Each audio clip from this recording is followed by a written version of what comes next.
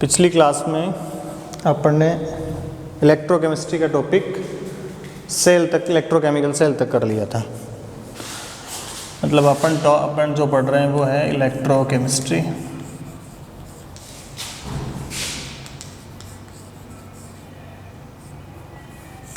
और इसको कर लिया था अपन ने इलेक्ट्रोकेमिकल सेल्स। सेल को डिवाइस एनर्जी कन्वर्ट करता है, ये वाली चीज़ें अपन ने कर ली थी। सेल की सेल रिएक्शंस पढ़ ली थी अपन ने, एक बार मैं फिर से रिवाइज कर रहा हूँ। सेल रिएक्शंस को केवल उसकी मैकेनिज्म भी बोल सकते हैं, सेल मैकेनिज्म या सेल रिएक्शंस। सेल रिएक्शंस देखो, सेल रिएक्शंस में दो रिएक्शन लिखी थी। पहले अपन ने एनोड करा था, दूसरा अपन ने कैथोड करा था। ठीक है, एनोड जो है अपन ने जो सेल पढ़ा था वो जिंक कॉपर वाला पढ़ा था, ये पता है अपने को। तो अपनी जो एनोड थी वो जिंक रोड थी, और यही जिंक रोड ऑक्सीडाइज हुई थी, मतलब ऑक्सीडेशन हुआ इसका, और ये किस में कन्वर्ट हो गई थी, Zn+2 aqueous +2 electrons. Cathode electrode पे कॉपर आयन गए थे, रिड्यूस हुआ, जो इलेक्ट्रॉन एनोड से रिलीज हुए थे वो मेटल वायर से फ्लो करके कैथोड पे पहुँचे। कैथोड इलेक्ट्रोड पे कॉपर आयन थे, और वो जो कॉपर आयन थे उन कॉपर आयन ने इन इलेक्ट्रॉन को एक्सेप्ट किया, तो रिड्यूस हुआ, मतलब रिडक्शन हो गया, और ये मेटल जो है यहाँ पे डिपॉजिट हो गई। ठीक है, दोनों रिएक्शंस को ऐड कर दिया था तो अपने पास आ गई थी net cell reaction. Net cell reaction में क्या था, दोनों को ऐड करा था अपन ने। मैंने बताया था हाफ सेल ये वाला होता है, हाफ सेल ये होता है। दोनों इलेक्ट्रोड को जब कंबाइन करते हैं तो कंप्लीट सेल अपना बन जाएगा। ठीक है, तो दोनों रिएक्शन को जोड़ देंगे तो नेट सेल रिएक्शन आ जाएगी।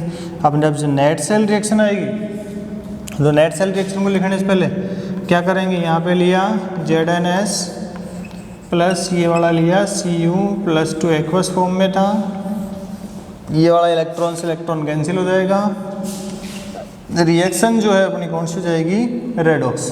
ठीक है, और यहाँ पे ये क्या आ जाएगा, जिंक आयन आ जाएगा, और ये कॉपर। ठीक है, तो ये अपनी सेल की मैकेनिज्म हो गई पूरी कंप्लीट। और इसके बाद आगे देखते हैं। देखो,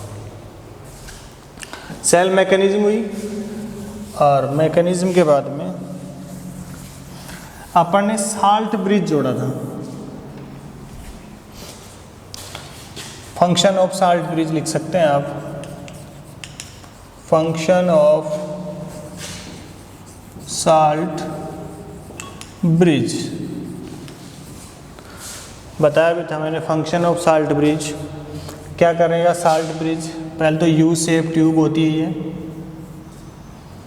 this is a U shape tube, U shape.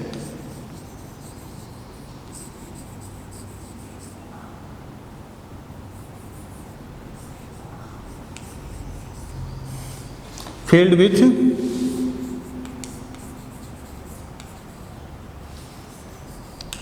किससे फिल होती है, KCl का saturated, filled with saturated KCl solution.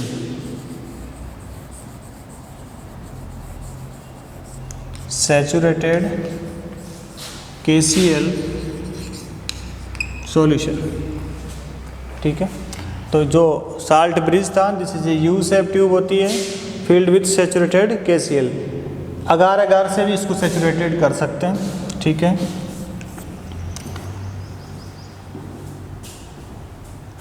Complete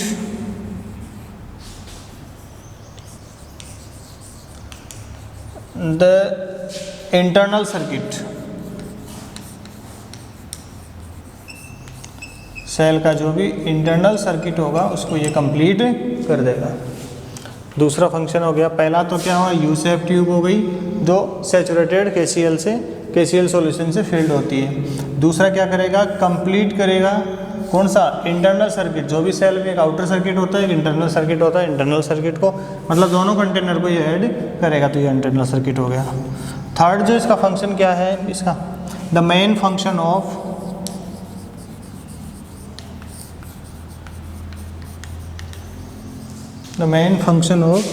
salt bridge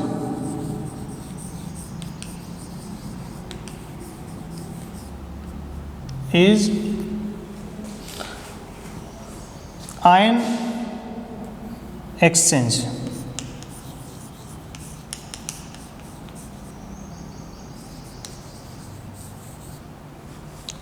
ion exchange for, किसके लिए करता है, solution neutrality, for solution neutrality.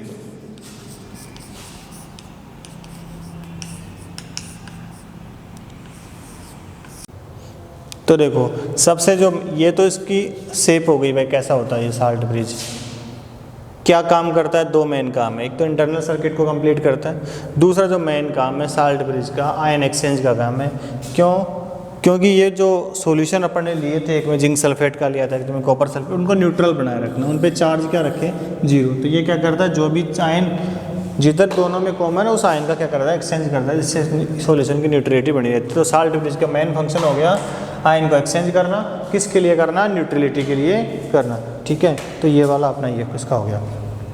अब देखो इसके बाद जो होता है इलेक्ट्रोकेमिकल सेल में एनोड, कैथोड, और जो मेन इलेक्ट्रोकेमिकल सेल आपने लर्न किया होगा, तो उसमें इलेक्ट्रॉन का फ्लो कैसा था, एनोड टू कैथोड, और करंट का फ्लो कैसा था, कैथोड टू एनोड। ठीक है, अब उसके बाद में आता है इलेक्ट्रोड पोटेंशियल, इसी का टॉपिक है।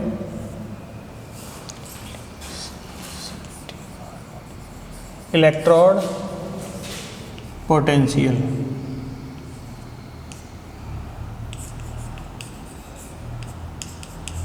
ठीक है। पोटेंशियल मतलब इस पे जो चार्ज डिफरेंस आता है, ठीक है, उसी को अपन क्या बोलेंगे, पोटेंशियल। किसका पोटेंशियल निकाल रहे हैं, इलेक्ट्रोड का निकाल रहे हैं। ठीक है, इलेक्ट्रोड मीन्स टू नेम हो सकते हैं इलेक्ट्रोड के, एक नेम हो सकता है कौन सा, एनोड, एक नेम हो सकता है कौन सा, कैथोड। तो इन दोनों का कॉमन नेम क्या हो गया, इलेक्ट्रोड। एक एनोड इलेक्ट्रोड था, एक कैथोड इलेक्ट्रोड था। इस पर जो रिएक्शन थी वो याद रखनी है आपको, ऑक्सीडेशन थी। इस पे जो रिएक्शन थी वो कौन सी थी, रिडक्शन था।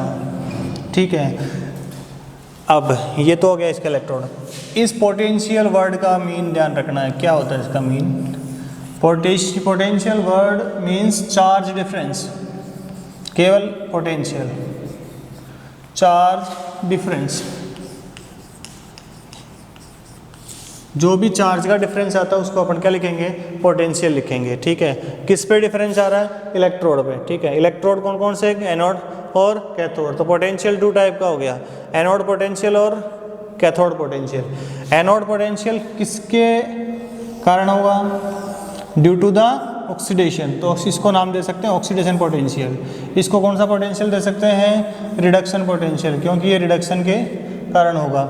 ठीक है, तो electrode potential two types, anode potential, cathode potential, oxidation potential भी बोल सकते हो, रिडक्शन पोटेंशियल भी बोल सकते हैं। ठीक है, अब देखो केवल पोटेंशियल का थोड़ा सा मैं अपन ने और इसको एक्सप्लेन कर दें। ऐसा सर्किट बनाया था अपन ने, जो सेल डायग्राम बनाया था तब, और इस सेल में ये टर्मिनल था। ठीक है, यहाँ पे अपन ने साल्ट ब्रिज वगैरह ऐसे जोड़ा था, ये यही था, दूसरा कंटेनर था, इसमें इलेक्ट्रोड यहाँ पे लगा हुआ था। ठीक है, तो इसमें देख लें थोड़ा सा, ये वाली रोड अपन ने जिंक की ली थी, जिंक की ली तो ये वाली रोड कौन सी हो गई, अपनी एनोड हो गई। ठीक है, जैसे ही इसमें ये सर्किट कंप्लीट हुआ था तो अपन ने क्या लिखा था कि ये पहली चीज़ केमिकल सेल की बात कर रहे हैं, तो इसमें क्या हुआ था कि सेल जैसे सर्किट कंप्लीट हुआ तो कंप्लीट होते ही ये वाली जो रोड थी, मतलब जिंक रोड ऑटोमेटिक मेल्ट होने लगती है, और जैसे ऑटोमेटिक ये मेल्ट होगी तो यहाँ पे क्या आएगा अपने पास में, जिंक का आयन आएगा, और यहाँ पे क्या आएगा अपने पास में, इलेक्ट्रॉन आएगा। तो ये पूरी जो रोड है उसमें जिंक के एटम सॉलिड फॉर्म में है, ठीक है। ये इसमें जो सॉल्यूशन भरा हुआ है इसमें जिंक के जो एटम है आयन फॉर्म में है, जैसे Zn+2 रहा। कौन सी फॉर्म में है? आयन में। तो इस सॉलिड फॉर्म में और आयन फॉर्म में के बीच जो भी चार्ज डिफरेंस आ रहा है इस रोड के मेल्ट होने से, तो इस चार्ज डिफरेंस को क्या बोलेंगे अपन? Electrode potential. और इलेक्ट्रोड का भी नाम अगर पता अपने को, कौन सा इलेक्ट्रोड अपने लिया जो एनोड, तो इसको क्या बोल सकते हैं आप? चाहे तो इलेक्ट्रोड पोटेंशियल बोल दो, चाहे से एनोड पोटेंशियल बोल दो। सेम ऐसा ही यहाँ पे होता है। यहाँ पे जो सेल में दूसरा रोड होता है, ये वाला रोड था मान लो, ये रोड मान लो अपन ने लगाया, कॉपर का लगाया। चार्ज आपको पता है पॉजिटिव होता है, क्योंकि इलेक्ट्रॉन्स यहाँ से मूव करते हैं इधर ही आते हैं, ठीक है। जैसे ही मूव करते हुए यहाँ आएंगे, इसमें एक सॉल्यूशन फिलअप होता है, वो यहाँ पे इस पे चार्ज कौन सा था? ये वाला Cu+2 था। तो ये Cu+2 आयन यहाँ पे इस पे प्रेजेंट होता है इस एरिया में। जैसे इलेक्ट्रॉन्स आएंगे तो ये पूरी रोड थी, उस पर कॉपर सॉलिड फॉर्म में है, कंटिन्यूसली कांटेक्ट में है कॉपर आयन के में। जैसे ही इलेक्ट्रॉन आएगा तो ये कॉपर आयन इस सॉलिड फॉर्म में कन्वर्ट होगा, और सॉलिड फॉर्म में कन्वर्ट होगा तो इसके चार्ज में क्या आएगा? डिफरेंस आएगा। और डिफरेंस आएगा, जो डिफरेंस आएगा उसको भी अपन क्या बोल सकते हैं? Electrode potential. मीन्स ये वाला इलेक्ट्रोड था कैथोड, तो इसको क्या बोल सकते हैं अपन? Cathode electrode. ये ड्यू टू द रिडक्शन, किसके कारण उत्पन्न हुआ? ये वाला रिडक्शन के कारण, तो इसको रिडक्शन पोटेंशियल भी बोल सकते हैं, ठीक है। तो इलेक्ट्रोड पोटेंशियल को, पोटेंशियल का मीन याद रखना है, चार्ज ऑफ डिफरेंस या चार्ज डिफरेंस होता है, वर्ड का डायरेक्ट याद रखो तो, ठीक है। अब चार्ज डिफरेंस कैसा कि मेटल और मेटल आयन के बीच जो चार्ज डिफरेंस आएगा उसको भी इलेक्ट्रोड आयन पोटेंशियल बोल सकते हो। यहाँ भी देखो मेटल और मेटल आयन के बीच में जो भी आ रहा है, ठीक है, ये मेटल और मेटल आयन के कारण ऑक्सीडेशन के कारण आ रहा है, इसलिए ऑक्सीडेशन बोल सकते हैं। और इसको क्या बोल सकते हैं? रिडक्शन। इसी के साथ एक और टॉपिक चलता है,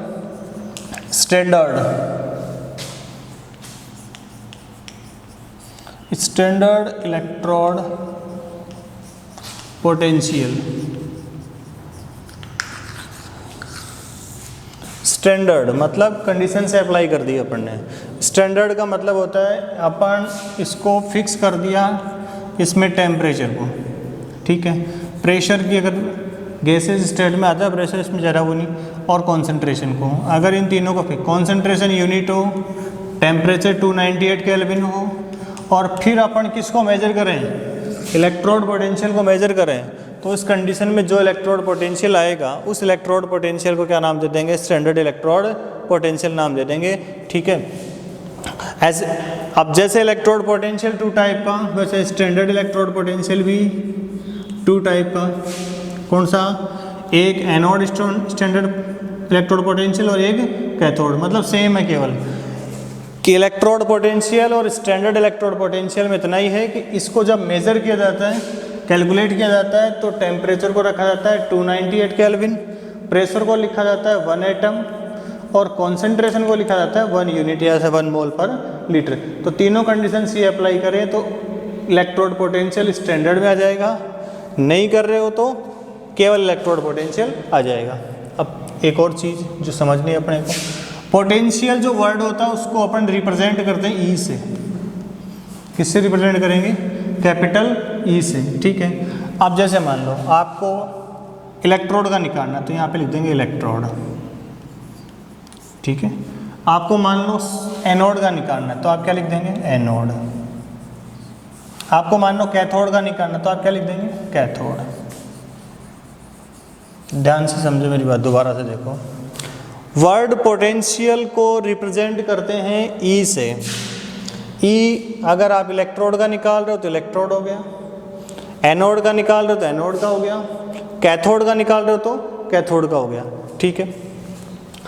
और मान लो सेल पोटेंशियल हो तो भी अपन ई लिखेंगे, लेकिन इसके साथ में क्या आ जाएगा? सेल आ जाएगा, ठीक है। और दूसरी बात देखो, यहाँ पे क्या आ रहा है? Standard electrode potential. अभी मैंने इलेक्ट्रोड पोटेंशियल को तो रिप्रेजेंट किया किससे? ई से। चाहे कहीं भी आए पोटेंशियल को ई से रिप्रेजेंट करना है। अब क्या लगाना है इसके साथ में? स्टैंडर्ड। इसी को स्टैंडर्ड में कन्वर्ट करने के लिए नोड लगा देते हैं। क्या लगा देते हैं इसके? नोड। तो जैसे मान लो ई नोड, अब यहाँ लिख ही देता हूँ मैं, चलो। ई तो केवल पोटेंशियल है,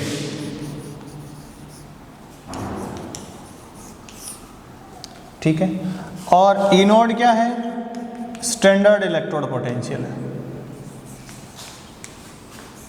स्टैंडर्ड इलेक्ट्रोड या स्टैंडर्ड पोटेंशियल मान लो, इलेक्ट्रोड भी नहीं लिखो तो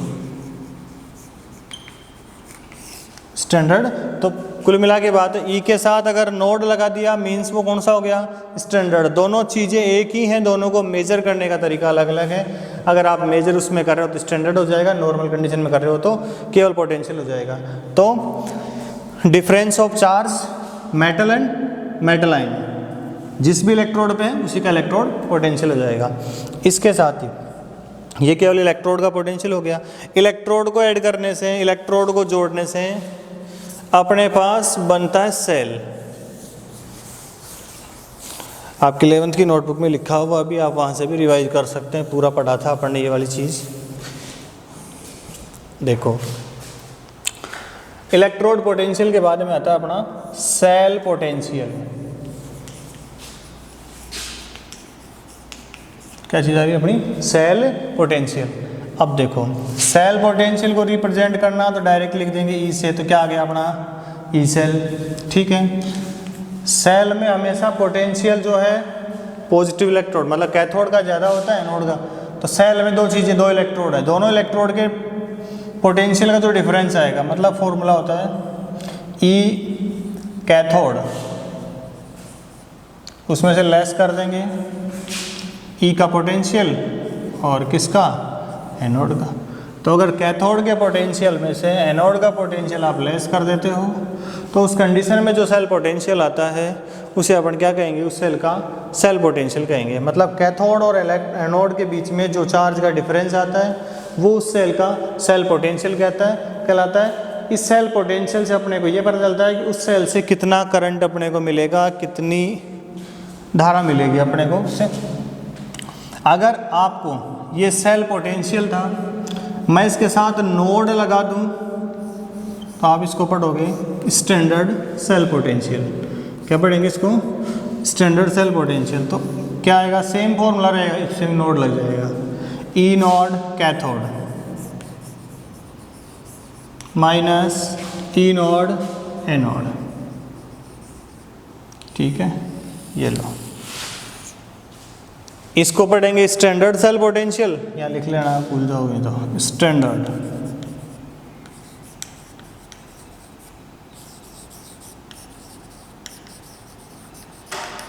स्टैंडर्ड सेल पोटेंशियल, और ये वाला क्या हो जाएगा? केवल सेल पोटेंशियल। कैथोड का पोटेंशियल ज़्यादा होता है और एनोड का पोटेंशियल कम होता है, इसलिए अपन ने कैथोड के पोटेंशियल में से एनोड के पोटेंशियल को लेस कर दिया, ठीक है। अब देखो, अगर सेल का पोटेंशियल निकालना हो तो अपने को कैथोड और एनोड का पता हो। जैसे मान लो अपन गैल्वेनिक सेल जो अपन ने पढ़ा था इलेक्ट्रो जिंक के कॉपर सेल, उसके लिए ई सेल लिखना हो तो ई सेल क्या लिखेंगे? कैथोड किसका था? कॉपर का। एनोड किसका था? जिंक का, ठीक है। अब ये वाला अगर मेजरमेंट कर रखा हो, अपन ने याद भी किया था, पूरी इलेक्ट्रोकेमिकल सीरीज बनाई थी, तो इसकी वैल्यू थी कॉपर की, कॉपर पोटेंशियल की 34, और नोड वाला ही था, मान लो वो स्टैंडर्ड ही था, ठीक है, 0.34, और इसकी थी माइनस का 0.76 है। 11वीं कॉपी में आयत कर लेना, देख लेना आप। जैसे ही इसको सॉल्व किया तो कितना हो गया भाई? दोनों पे ऐड कर दिया, 1.1 वोल्ट आ गया, ठीक है। कि किसका आ गया? जो अपने डैनियल सेल लिया था उसका सेल पोटेंशियल कितना आ गया? 1.1 वोल्ट आ गया, ठीक है, 1.1 वोल्ट, ये इसका सेल पोटेंशियल आ गया। पूरा रिवीजन ही है आपके। अब सेल पोटेंशियल का मेजरमेंट कैसे करेंगे? ठीक है, सेल पोटेंशियल का मेजरमेंट, तो measurement of cell potential, electrochemical series ही बनाएंगे, इसके बाद में पहले मेजरमेंट ऑफ सेल पोटेंशियल पढ़ लेते हैं, उसके बाद अपन इलेक्ट्रोकेमिकल सीरीज बनाएंगे।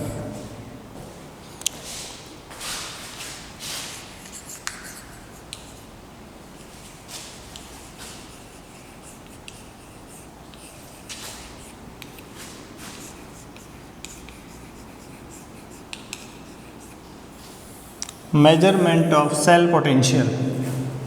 देखो भाई, सेल पोटेंशियल का नेम आते अपने ध्यान में जाना चाहिए कि सेल पोटेंशियल मतलब जो एनोड इलेक्ट्रोड था और कैथोड इलेक्ट्रोड था उन दोनों के चार्ज का डिफरेंस निकालना है। कैथोड का चार्ज ज़्यादा होता है, एनोड का चार्ज कम होता है, इसलिए कैथोड में से एनोड को अपन लेस कर देते हैं।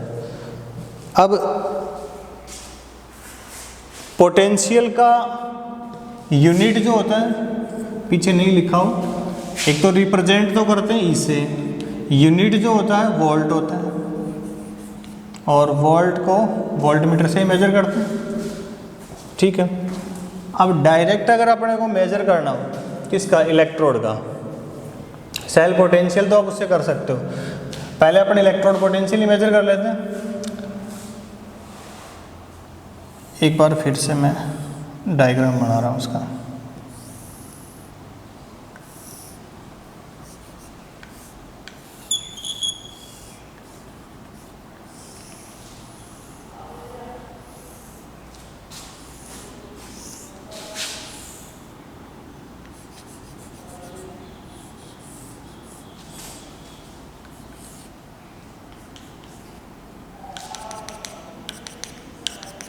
ये वाला सॉल्यूशन था, इसमें यहाँ पे साल्ट ब्रिज लगाया था यू शेप का।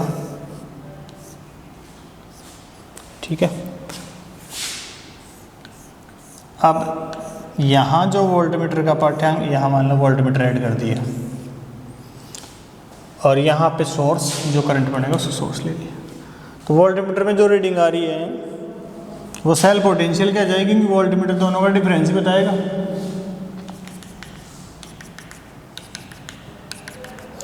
उसमें ये पता नहीं चलता एनोड का कितना है, कैथोड का कितना है, डायरेक्ट जो रीडिंग आ रही है वो इसका सेल पोटेंशियल आ जाएगा। लेकिन अपने को सेल पोटेंशियल से पहले इलेक्ट्रोड पोटेंशियल मेजर करना हो, मान लो एनोड, ये तो चीज़ एनोड है और ये चीज़ अपनी कैथोड है। ठीक है, तो इस अब सेल पोटेंशियल है 1.1 वोल्ट आया था कि जिंक को कॉपर में से जिंक का लेस कर दिया तो ये वाली चीज़ आ गई। अब इसमें भी 1.1 ही आएगा, लेकिन अपने को ये एनोड का कितना है और कैथोड का कितना है ये चीज़ पता करनी हो। ठीक है भाई, अपन ये मान लो गैल्वेनिक सेल था, जिंक कॉपर वाला था, इसके लिए ई सेल आप फाइंड आउट भी कर लोगे, ये आ जाएगा। ई कॉपर का लेस कर देंगे और आप स्टैंडर्ड सर्कमस्टेंस में ही कर रहे हो, मान लो ये मैंने नोट लगा दिया। ठीक है, तो इसमें डायरेक्ट अब ये तो पता नहीं है अपने को डायरेक्ट कितनी आ गई, 1.1 वोल्ट आ गई, वोल्टमीटर में जाएगा। अब ये पता करना होगी कॉपर का कितना है, जिंक का कितना है।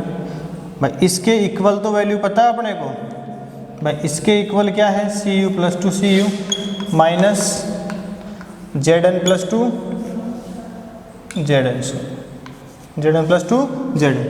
अब देखो इसके इक्वल है 1.1, तो आप बता सकते हैं कॉपर और जिंक का कितना है।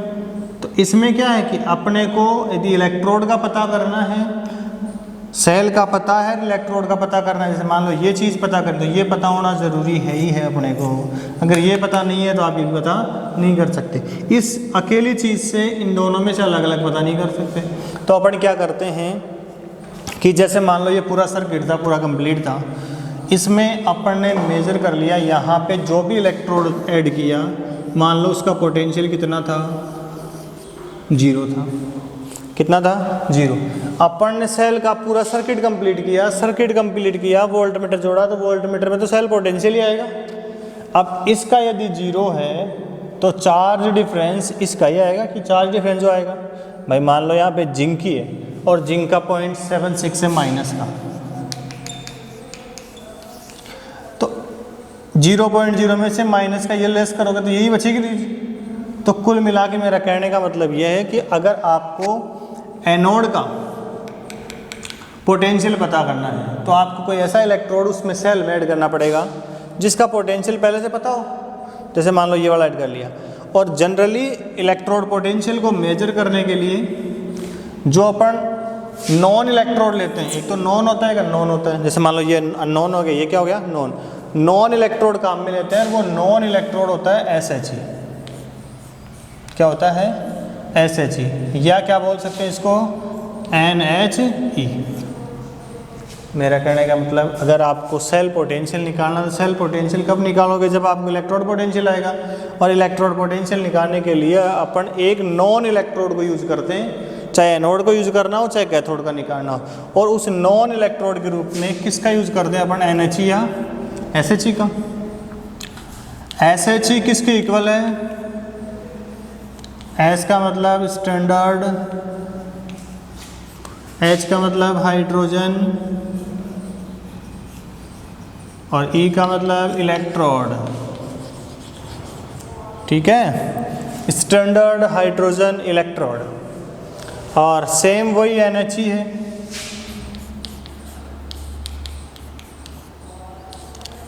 इसका मतलब है नॉर्मल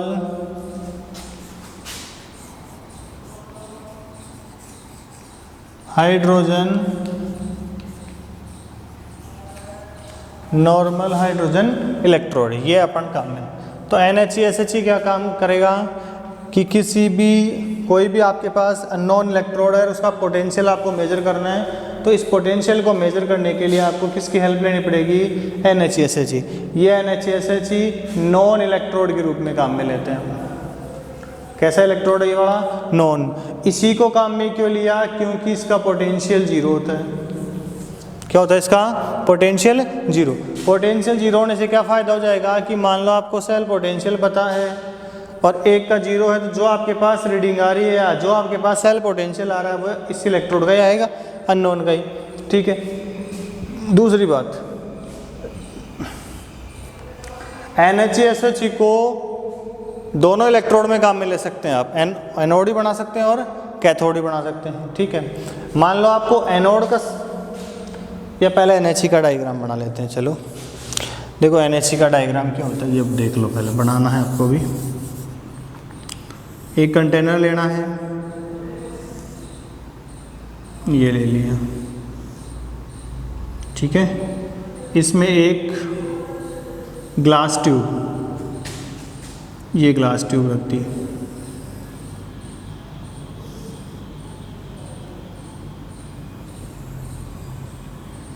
ठीक है, यहाँ से इसको ओपन रख दिया थोड़ा सा। इसमें एक वायर लगा होता है, वो होता है प्लेटिनम वायर।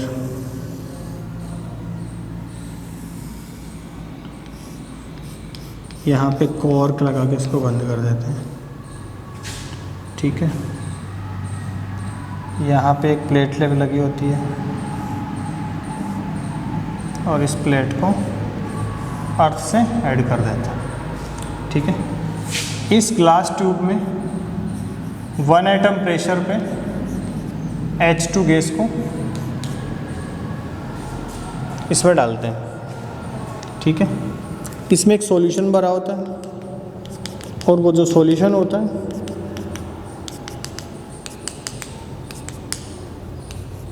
वो होता है 1 MnHCl। उसकी जो मोलैरिटी है या कॉन्सेंट्रेशन बोल सकते हैं, वो कितनी होती है, 1 M। जितनी भी इलेक्ट्रोड रिएक्शंस हैं वो इस, ये प्लेटिनम प्लेट ही बोल सकते हो, PT प्लेट होती है। इस PT प्लेट पे इलेक्ट्रोड रिएक्शंस होती हैं। ये ग्लास ट्यूब है,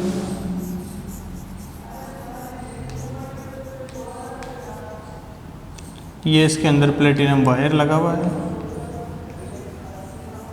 PT वायर। तो पहली चीज़ तो इसका डायग्राम पूछ लेते हैं। तो आपको डायग्राम बनाना है, इसका पूछा गया भी है बोर्ड एग्जाम में। तो इसमें लिखना क्या, डिटेल्ड क्या लिखने में बोल देता हूँ, अब लिख लेना कि इसमें ग्लास ट्यूब होती है। उस ग्लास ट्यूब को एक कंटेनर में रखते हैं, उस कंटेनर में पहले से 1 MnHCl का सॉल्यूशन फिलअप कर रखा होता है। इस ग्लास ट्यूब के अंदर प्लेटिनम वायर लगा होता है, इस प्लेटिनम वायर के आसपास हाइड्रोजन गैस फिलअप होती है। इस ग्लास ट्यूब के सबसे बॉटम कॉर्नर पे प्लेटिनम प्लेट लगी होती है और जितनी भी सेल रिएक्शंस इसमें होनी होती है सब इस प्लेटिनम प्लेट पे होती हैं। जिस भी इलेक्ट्रोड का पोटेंशियल मेजर करना है आपको, उसके अपोजिट इलेक्ट्रोड में आपको इसको ऐड कर देना है, यहाँ से ये बार ठीक है। जैसे मान लो आपको एनोड का पोटेंशियल मेजर करना है तो आप इसको किसकी जगह जोड़ दोगे, कैथोड की जगह जोड़ देंगे। और यदि आपको एनोड का पोटेंशियल मेजर नहीं करना है, कैथोड का मेजर करना है, तो इस एनर्जी को कैथोड की जगह जोड़ देंगे। इसको जगह को जोड़ने से क्या फ़ायदा होगा कि इसका रीडिंग 0, तो जो वोल्टमीटर में रीडिंग आ रही है वो उस अननोन इलेक्ट्रोड की रीडिंग ही होगी।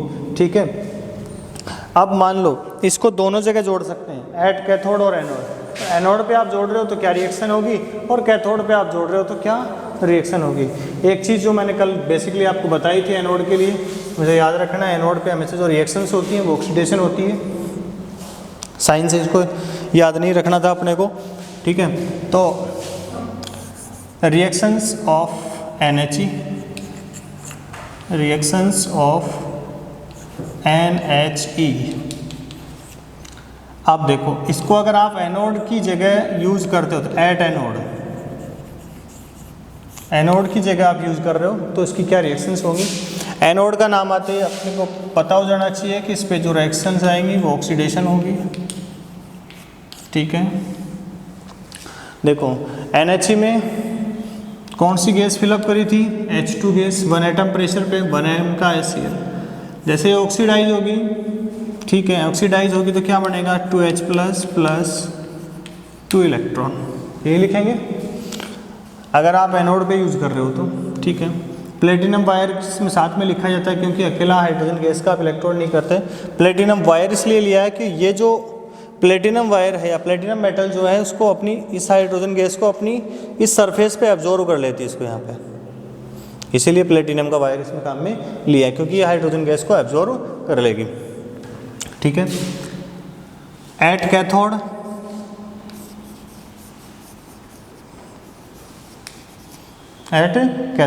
अब आपको पता कैथोड पे रिडक्शन होगा,